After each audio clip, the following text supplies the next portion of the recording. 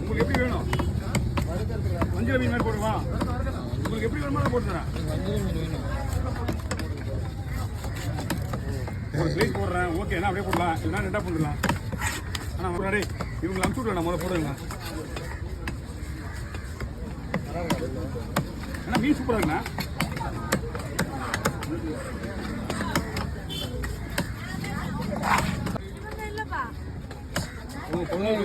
வந்து கடவரா அண்ணா ஓகே பாருண்ணா சொல்லலாமா?